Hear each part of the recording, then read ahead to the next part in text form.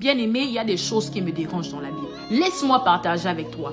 Josué 6 au verset 20, je paraphrase, nous dit que le peuple de Dieu a poussé un grand cri et les murailles sont tombées. Je vais me poser la question, comment se fait-il qu'un cri puisse briser des murailles? Je fais mes recherches, je me rends compte qu'en fait, en hébreu, le mot crier veut dire roi, qui veut dire un cri de délivrance, un cri de victoire. Je me rends donc compte qu'en fait, ce cri-là même était même spirituel. Et le Saint-Esprit va ouvrir mes yeux, il va même me rappeler. Lorsque j'étais enceinte, je suis maman de 3 enfants, donc permettez-moi de vous dire, il y a des cris qui annoncent qu'une femme vient d'accoucher. Tu as raté l'occasion de dire amen. Il y a des cris, même si tu n'es pas dans la salle d'accouchement, tu entends le ah, tu dis ouh.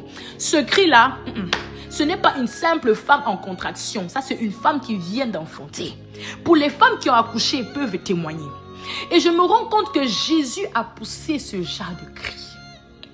Matthieu 27 au verset 50, la Bible dit ceci. Jésus a de nouveau poussé un grand cri et a rendu l'esprit. Bien-aimé, plusieurs fois on m'a dit que Jésus a tout accompli à la croix. Je n'en disconviens pas, mais laissez-moi, permettez-moi de mettre une virgule à cela. J'ai envie de dire ça autrement. Jésus a tout accompli après son cri à la croix. Parce que ce cri a annoncé que tout est fini.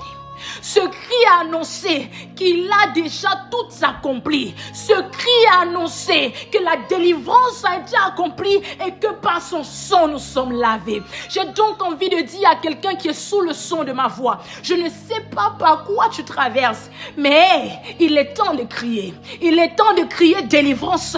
Il est temps de crier victoire. Il est temps de dire tout mur qui ressemble à des murs de Jéricho, qui m'empêche d'aller à une nouvelle saison, je te brise au nom puissant de Jésus et dis roi.